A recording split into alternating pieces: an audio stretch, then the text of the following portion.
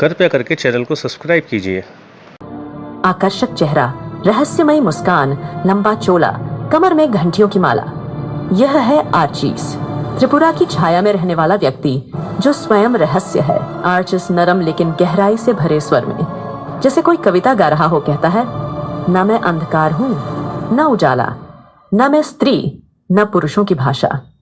मैं वो हूँ जिसे युगों ने समझने से इनकार कर दिया, और जो अनकहा है वही आज तुझसे कहने आया हूँ। यूसेन चौंक कर रक्षात्मक मुद्रा में कहता है, तुम कौन हो? आर्चीज मुस्कुराकर चाल में नृत्य जैसा लय में कहता है, जिसे लोग पागल कहते हैं वही अक्सर समय की धड़कन को सुन सकता है। और तू यूसेन, तू वो नहीं रहा जो तू कभी था। तेरे भीतर जो आत्मा है वह समय की दरार से आई है। यूसेन धीरे पर सख्ती से बोलते हुए कहता है, ये सब तुम कैसे जानते हो? आर्चीज चारों ओर घूमते हुए अपने लंबे वस्त्रों को हवा में लहराते हुए कहता है, तू जिस देह में है वो मृत है, पर तेरे माथे पर काल रेखा जिंदा है। तेरे पैरों की छाया समय से पीछे चलती है, और तेरे स्वर में अतीत की चीख है। मैं सुन सकती हूँ, क्योंकि मैं न समय से बंधा हूँ न शरीर से।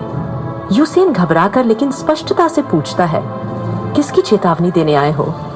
आर्चिस धीरे धीरे रुकता है और गहराई से कहता है, महल की दीवारों में जो शोर है वो अब सिसकियों में बदल चुका है, और वो छाया जो महाराज की मृत्यु की रात्रि आई थी अब और भी सघन हो गई है।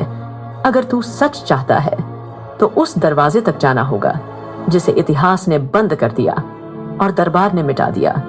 यूसेन शंका से पर धीरे धीरे श्रद्धा में बदलते स्वर में पूछते हुए, क्या तुम मेरी सहायता करोगे?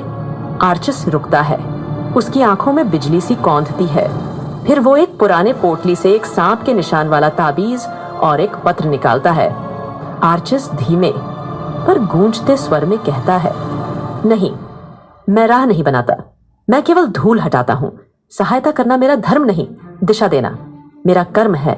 ये लो, यह ताबीज उस छाया का है जो सत्य के नाम पर तुझे मिटाना चाहती है, और ये पत्र झूठ की दीवार में एक दरार है। इसे पढ़ जब तू तैयार हो। आर्चिस थोड़ा झुककर अपनी विशेष शैली में एक और काव्य बोलता है, सत्य की साड़ी में झूठ भी ओढ़ा जाता है। दरबार में हर चेहरा सोने का नहीं होता। जो दिखे उस पर मत जा, जो न दिखे उसी में तेरा उत्तर छिपा है। यूसेन धीमे स्वर में पूछता है, तुम कौन हो वास्तव में? आर्चिस मुस्कुराकर पीछे हटते हुए जैसे धुआं बन रहा हो, मुझे नाम मत दे, नाम से बांधोगे तो मैं छूट जाऊंगा। मैं वो हूं जो तुझे समय की ओर ले जाएगा, नायक बनाने नहीं, सच से भिड़वाने आया हूं। और अगली ही पल आर्चीज धीरे धीरे धुएं में विलीन हो जाता है।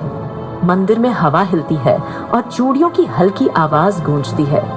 यूसेन पीछे देखता है, वहां कुछ नहीं होता, लेकिन उसके हाथ में अब ताबीज और पत्र है, जैसे कोई रहस्य अब भी शुरू हुआ है। एक बेगुनाह को गुनहगार ठहराया गया और उसने चुपचाप सजा स्वीकार की, पर अब वो लौटा है अपनी आत्मा का हिसाब लेने। सत्य अभी भी दफन है, पर यूसेन की आंखों में अब सिर्फ आग है।